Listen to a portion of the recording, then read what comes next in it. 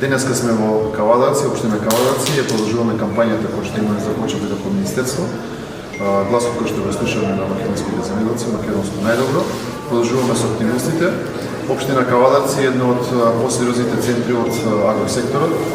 Овдека согласно потоците кои што ги имаме од министерството, има преку 6000 земјоделски стопанства кои што се регистрирани. Државата има над 1500 договори за земјоделско земјиште државна собственост со површина од над 5000 хектари. Знаете дека во ниво на општина на подршна единица Кавадарци имаме скоро нешто повеќе од 7000 хектари лозов насад.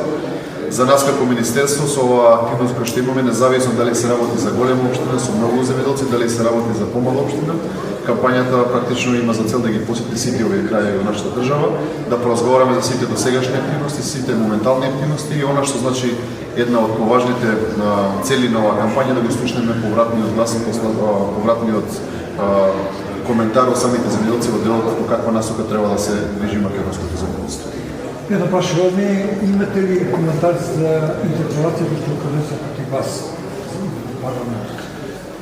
Па видете, опозиција која што е безидејна, опозиција на која што и фали сериозна конструктивност да биде коректор на власта, опозиција која што има внатрешни проблеми и така натака, мислам дека оваа интерпелација е неиздржана, практично е на угледот на министрот за земјоделство да гради некој личен рейтинг, да има некаква активност, меѓутоа имаме доволно аргументи на кои што ќе сочиме што сме се направили овие 2 години за разлика од нивните 7 години пропадната практици.